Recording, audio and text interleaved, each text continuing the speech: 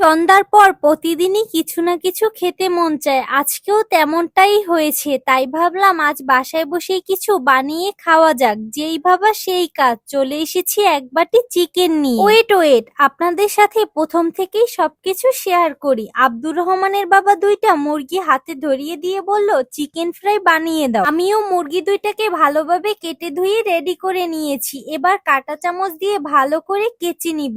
আমি মনে করি এভাবে কেচে নিলে মাংসের মধ্যে সবগুলো মশলা ভালোভাবে ঢুকবে। তারপর একে একে করে সব ধরনের মশলা, যেমন আদা রসুন বাটা, জিরা বাটা, লবণ, সাথে জিরা গুঁড়ো, হলুদ গুঁড়ো, মরিচের গুঁড়ো, কর্নফ্লাওয়ার, সয়া সস, সাথে এখানে আমি লেবুও অ্যাড করেছি। আমার কাছে টক দই ছিল না, যার জন্য লেবু দিয়েছি। আপনাদের কাছে টক দই থাকলে তা দিতে পারেন। এই ভিডিওটা করে রেখেছিলাম অনেকদিন আগে, আর আজ তা বানাচ্ছি। আমি এখানে ময়দা নিয়েছি, আপনারা শুধু বেসনও নিতে পারেন। এই ময়দার মধ্যে হলুদ গুঁড়ো, মরিচ গুঁড়ো, লবণ ও সামান্য পরিমাণে কর্নফ্লাওয়ার নিয়েছি। চামচ দিয়ে এটা ভালোভাবে মিশছিল না, তারপর আমি হাত দিয়ে মেখে নিয়েছিলাম। এই চিকেনগুলো ফ্রিজে মেরিনেট করে রেখেছিলাম। এই চিকেনগুলো সেই ময়দার মধ্যে দিয়ে মেখে নিব। চিকেনটা উঠিয়ে তার গায়ে যে এক্সট্রা ময়দা আছে সেগুলো ঝেড়ে ফেলে যে নরমাল পানি আছে তার মধ্যে 5 সেকেন্ড রেখে দিব। আবার উঠিয়ে সেই ময়দার মধ্যে দিব।